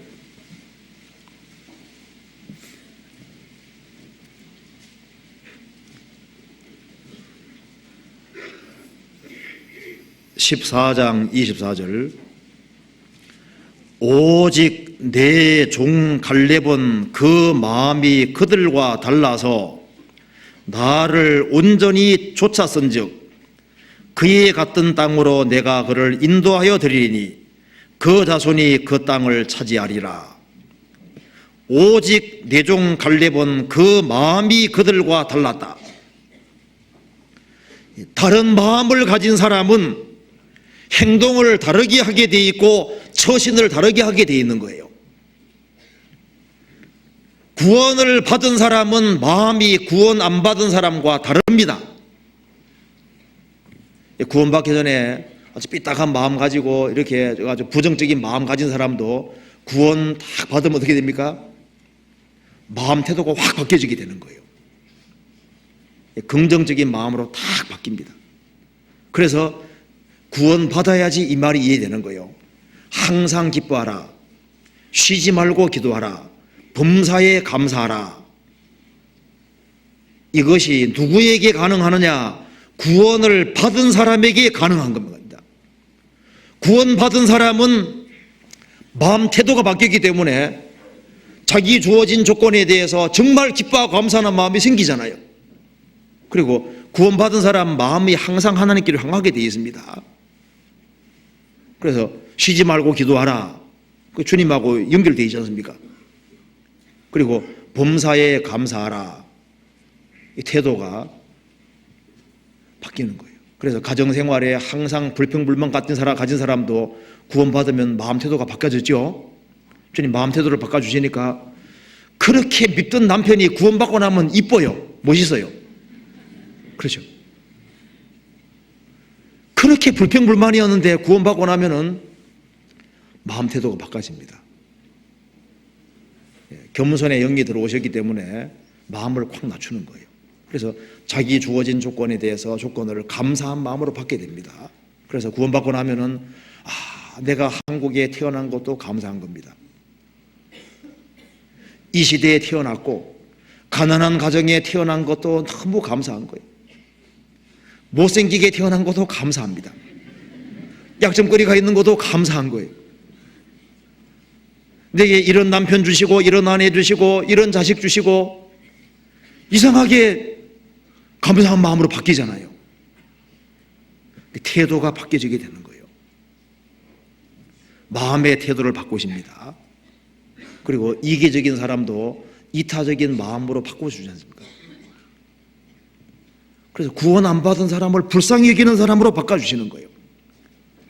그렇게 움켜잡기를 좋아하던 사람도 구원받고 나면은 주님이 그 사람을 바꿔주시니까 이웃을 불쌍히 생각하고 그리고 그 이웃을 어떻게 하든 간에 구원시키려고 노력하잖아요. 요한 웨슬레가 말 타고 전도를 하러 많이 다녔습니다. 그래서 어느 날 이제 요한 웨슬레가 이제 거리를 딱 지나가고 있는데 이제 거리 헌슬로우 히스라는 그 거리를 지나가고 있는데 강도가 나타났습니다. 돈 내놔. 근데 웨슬레가 가지고 있는 게 별로 없었어요. 다 가져가라고. 그래서 틀어보니까 별로 없거든요. 그래서 실망하고 이제 가는데 웨슬레가 불렀습니다. 잠깐 줄 것이 있는데 오라고. 그러니까 그 강도가 놀라죠. 줄 것이 또 있다니까 놀라가지고 왔습니다. 그러니까 이렇게 말했습니다. 자, 그대로 읽어드리겠습니다. 나의 친구여, 당신이 결심하기만 한다면 이런 종류의 생활에서 돌이켜 살 수 있어.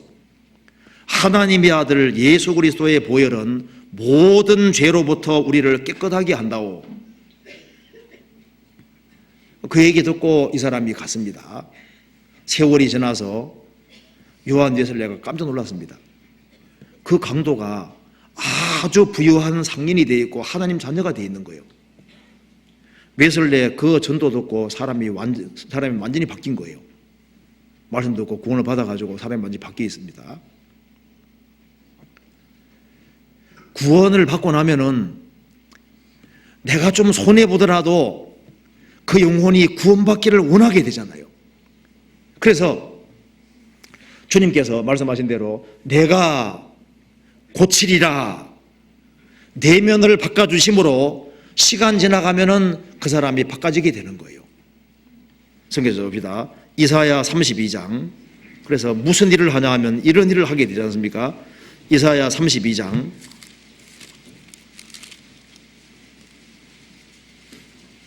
32장 8절입니다.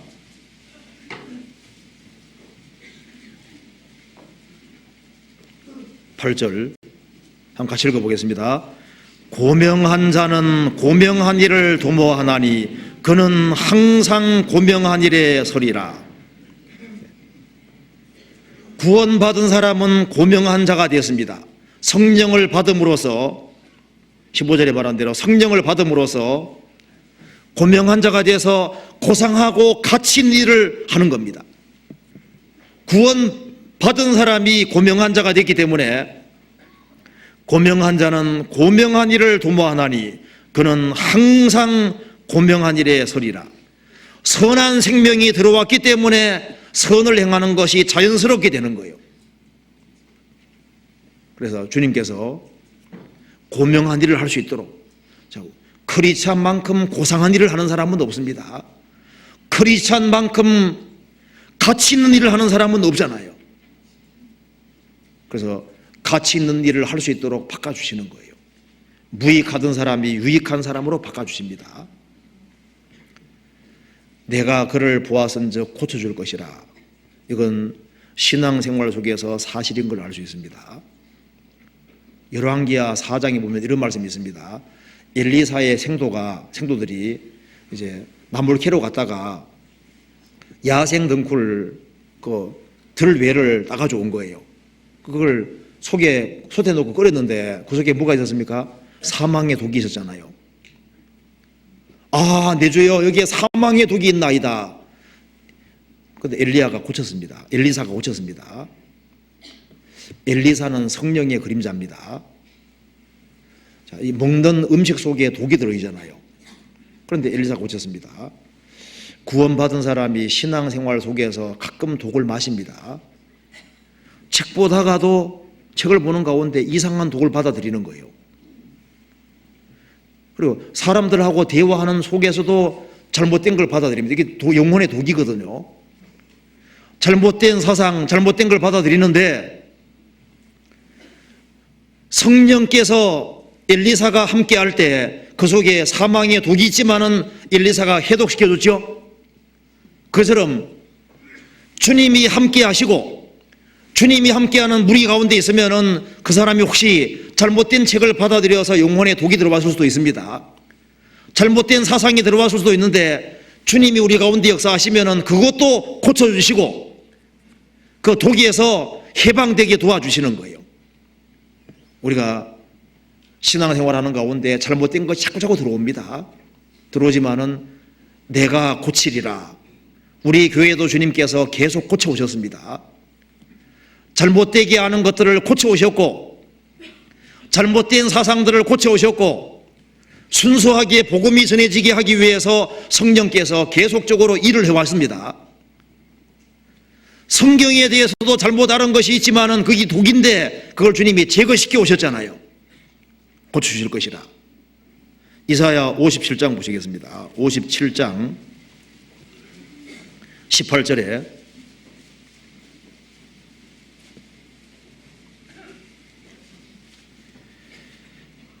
내가 그 길을 보았은즉 그를 고쳐줄 것이라.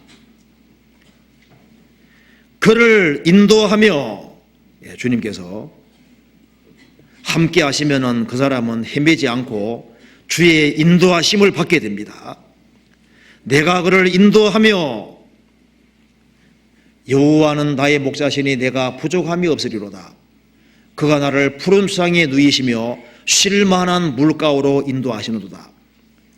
출애굽한 이스라엘 백성들은 하나님께서 광야로 인도하시고 가나안 땅으로 인도하셨습니다. 주님이 함께 하시면은 그는 성령의 인도를 받게 되는 거예요. 내가 그를 인도하며,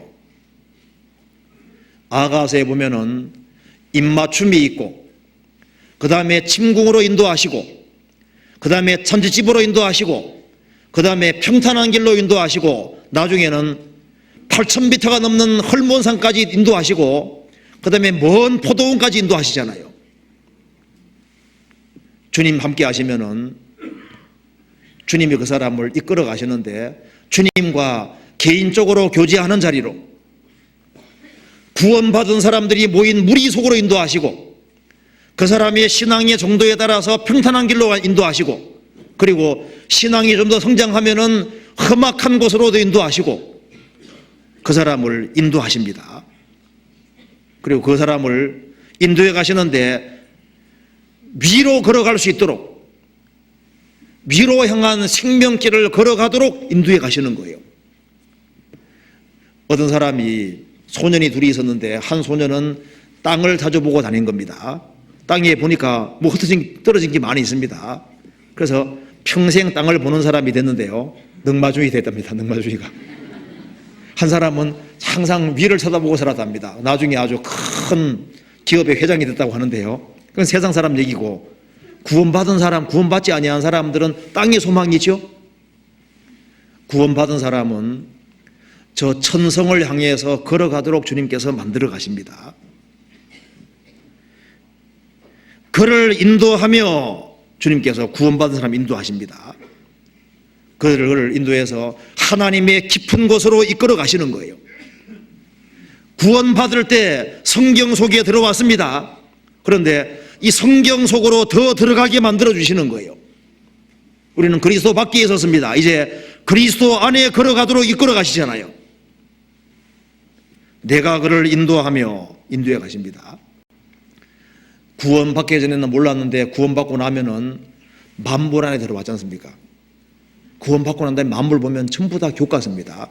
성경을 아는 만큼 만물이 전부 다 교과서고 우리를 가르쳐 준다는 걸 알 수 있어요. 내가 그를 인도하며 인도하십니다. 그와 그의 슬퍼하는 자에게 위로를 다시 얻게 하려 하리라. 통회하는 사람, 낮은 마음으로 행하는 사람, 그 사람은 하나님의 위로가 있습니다. 세상 사람들이 위로해 주지 않을지라도 하나님의 위로가 있습니다. 야곱은 에서가 죽이려고 해서 저 하란으로 가는 길에 광야에서 쓸쓸히 잠이 들었죠. 하늘이 열리고 하나님께서 축복해 주셨습니다. 위로를 다시 얻게 하리라. 하나님 위로가 있습니다. 사도 요한이 전도하다가 반보섬에 잡혀갔습니다. 반보섬에서 하늘이 열리고 하나님께서 신령한 것을 보게 해주셨습니다. 그는 비록 외롭게 반보섬에 살았지만은 얼마나 마음에 큰 위로가 있었겠어요.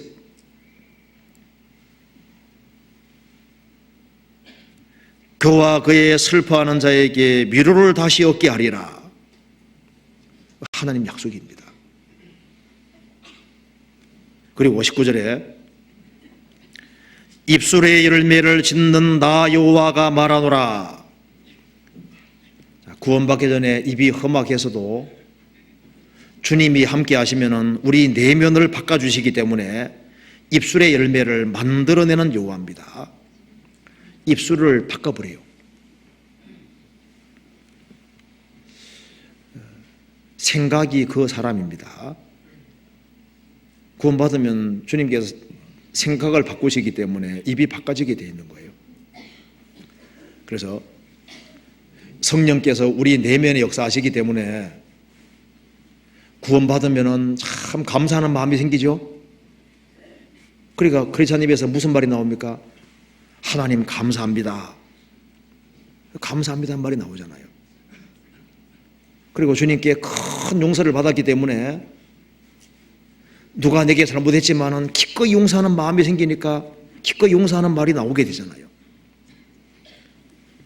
그리고 우리 마음속에 주님이 가장 귀한 분이기 때문에 주님을 높이는 말이 나오게 되는 거예요. 내 마음속에 복음이 가장 중요한 일이기 때문에, 중요한 것이기 때문에 어떻게 하든 간에 그 복음을 전하려고 하는 말이 나오게 되잖아요. 입술의 열매를 만들어내는 나 여호와가 말하노라. 입술이 바뀝니다. 먼 데 있는 자에게든지 가까운 데 있는 자에게든지 평강이 있을지어다. 평강이 있을지어다. 성경 한번 찾아봅시다. 에베소서 2장 이 구절이 인용되어 있습니다. 한번 찾아봅시다. 에베소서 2장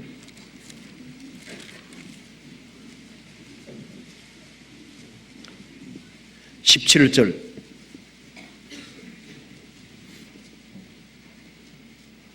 17절에 또 오셔서 먼데 있는 너희에게 평안을 전하시고 가까운 데 있는 자들에게 평안을 전하셨으니 이는 저로 말미암아 우리 둘이 한 성령 안에서 아버지께 나아감을 얻게 하려 하심이니라. 예수님이 오셔서 먼데 있는 이방인에게 평안을 전하시고 가까운 데 있는 자들에게 평안을 전하셨다. 너희에게 평강이 있을지어다. 구원받을 때 은혜 받으면서 평강이 들어왔습니다. 구원받고 난 이후에도 누구에게 평강이 있느냐? 마음을 낮추는 사람. 마음을 낮추는 사람에게는 평강이 유지가 됩니다. 왜 평강이 깨지냐 하면 마음을 높이니까 깨지는 거예요. 마음을 확 낮추면은 겸손한 사람, 그런 사람에게 은혜가 있고 마음 낮추는 사람에게는 평강이 있습니다. 마음을 낮추는 사람은 조그만 것에도 감사하는 마음이 있거든요. 지족하는 마음으로 사니까 그 사람에게 평강이 있을 수밖에 없죠. 그래서 평강을 주리라 주님 말씀하셨습니다. 이사야 57장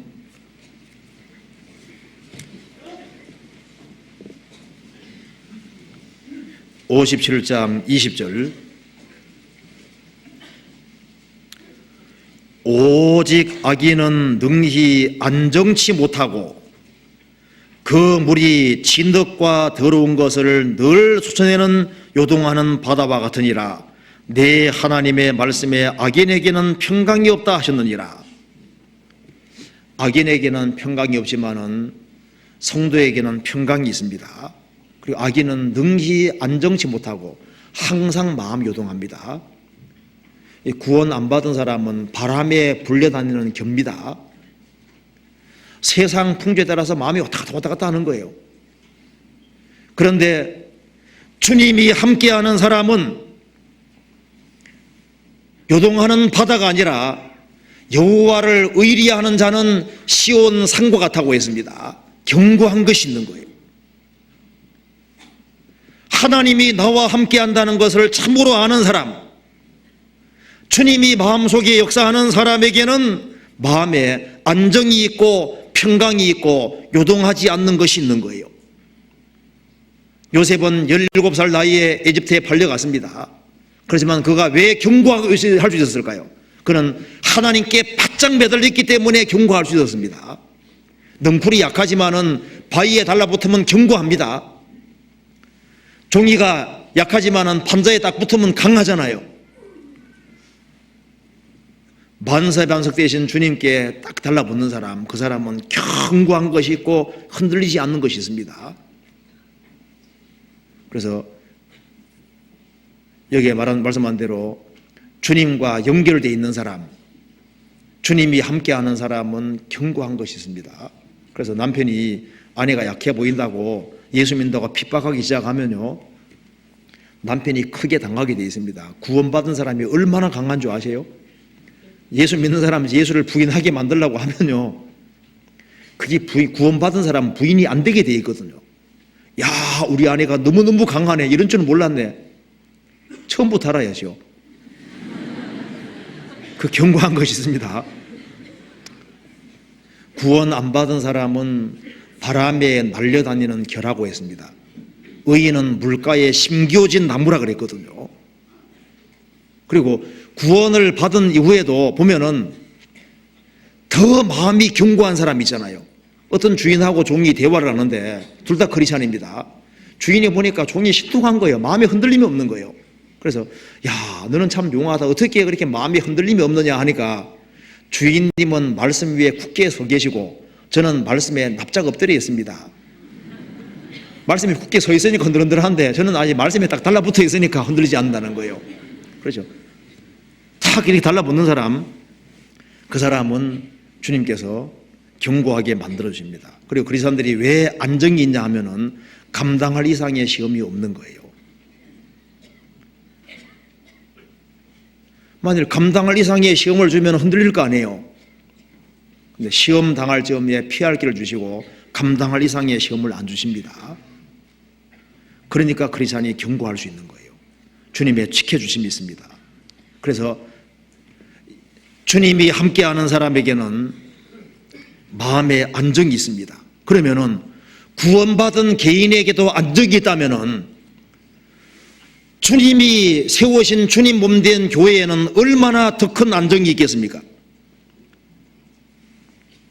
그래서 개인도 흔들 수 없는데 그렇지 않습니까? 주님이 함께 하시는 그 개인을 흔들어도 그 개인도 끄떡하지 않고 딱 서 있는데, 버티고 서 있는데, 그러면 주님이 세우신 교회는 개인도 핍박해도 쓰러지지 않는데 교회 핍박하면 쓰러지겠어요? 너는 베드로라, 내가 이 반석 위에 내 교회를 세우리니 음부의 권세가 이기지 못하리라. 이 교회를 핍박한다고 해서 교회가 흔들리겠어요? 그게 착각입니다. 그래서 주님이 함께 하시면 이렇게 바꿔주시는 거예요. 그리고 그뿐 아니라 장차 보상이 있잖아요. 57장 13절에 내가 부르짖을 때 내가 모은 우상으로 너를 구원하게 하라. 그것은 다 바람에 떠가겠고 기운에 불려갈 것이로되. 우상과 우상을 섬기는 사람들은 다 없어집니다. 이 세상도 정욕도 지나갑니다. 하지만 나를 의리하는 자는 땅을 차지하겠고 나의 거룩한 산을 기업으로 얻으리라. 의인은 죽을지라도 2절에 말한 대로 평강에 들어갑니다.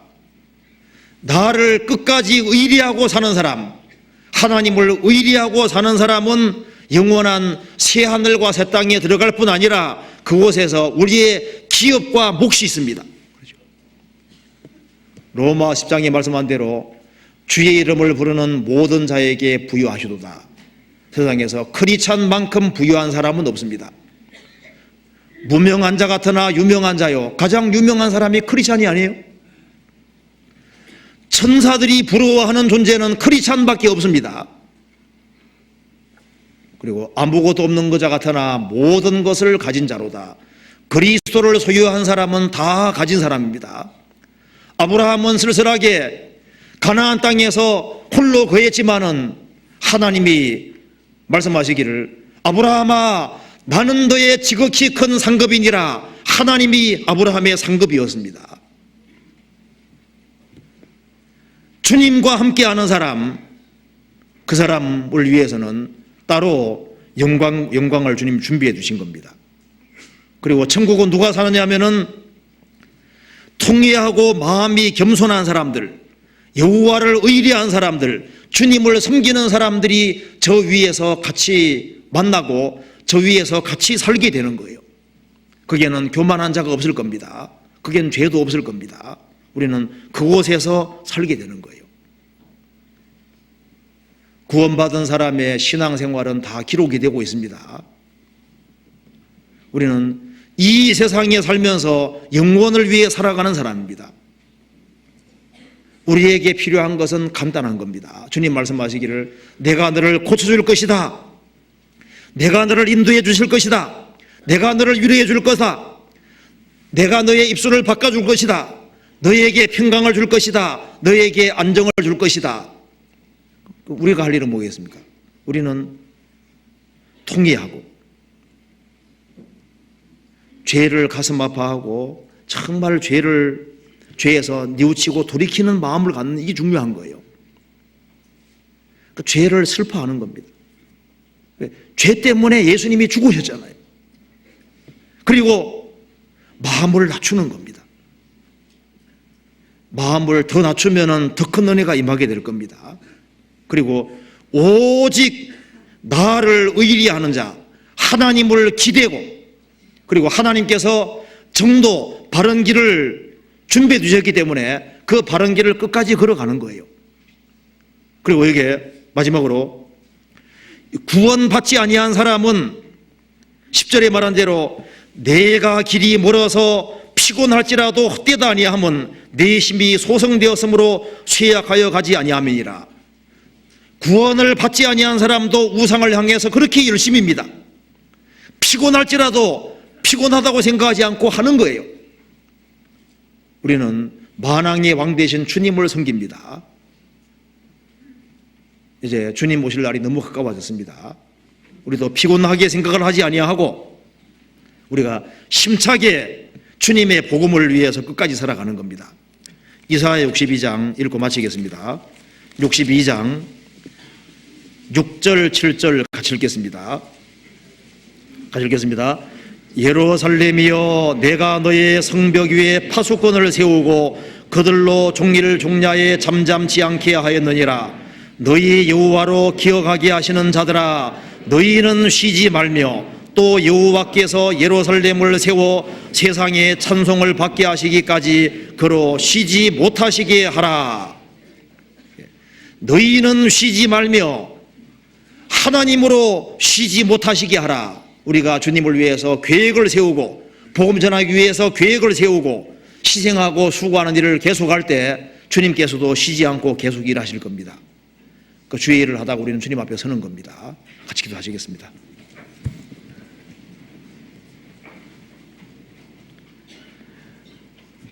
은혜와 사랑이 충만하신 하나님 아버지 감사합니다. 저희들을 구원해 주시고 저희를 인도해 가심을 믿고 감사합니다. 저희들에게 더욱 낮은 마음을 주시고 섬기는 마음을 주시고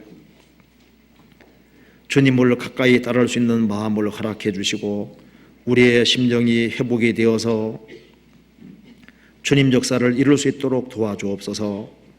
가정가정마다 주님 지켜주시고 담대하게 주님을 의지하며 생을 살아갈 수 있도록 도와주시고 그리고 주님께서 맡기신 사명을 잘 감당할 수 있도록 도와주옵소서.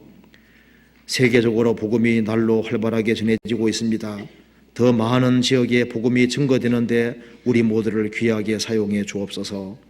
우리 구주 예수 그리스도 이름 받들어 기도하옵나이다. 아멘.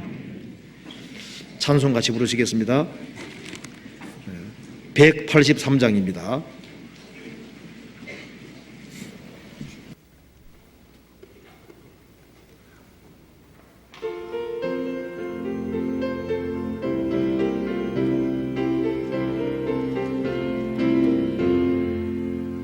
나 속죄함을 받은 후 한없는 기쁨을 다 헤아릴 수 없어서 늘 찬송합니다.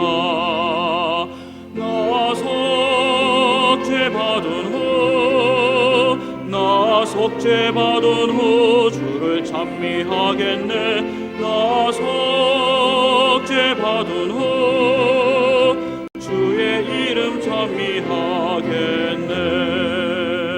나 속죄함을 받은 후 내 맘이 새로워 주 뜻을 준행하면서 죄 길을 버리네. 나 속죄받은 후 주를 찬미하겠네. 나 속죄받은 후 주의 이름 찬미하겠네. 나 속죄함을 받은 후 성령이 오셔서 하나님 자녀 된 것을 곧 증거합니다.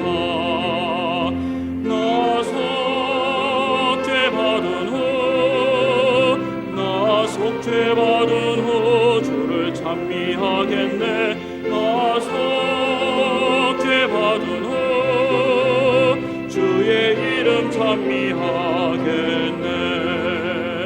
나 속죄함을 받으러 보혈의 공로로 내 주의 은혜 입으니 늘 평안합니다. 나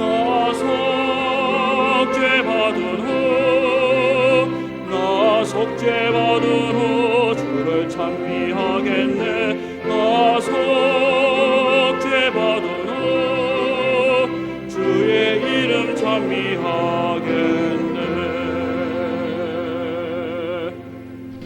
광고해 주시겠습니다.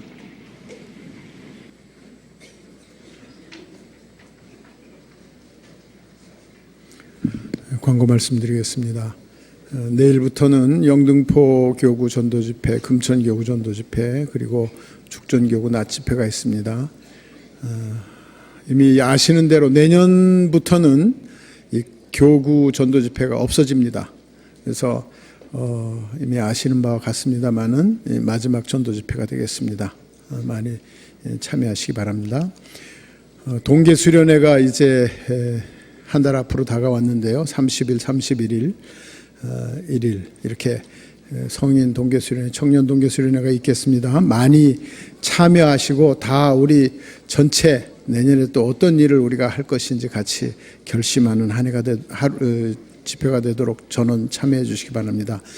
동계수련회 사전 접수 시작했으니까요. 많은 그 구역마다 교구마다 다 좀 참여할 수 있도록 도와주시기 바랍니다. 생명의 빛 이제 1호로 원고를 모집합니다. 시 간증 수필, 논고, 시사 카툰, 광고 이미 익히 아시는 대로 그렇습니다. 그러니까 많이 원고 응모해 주시기 바랍니다. 광고 마치겠습니다. 예, 마치겠습니다. 자료 교체하십시오.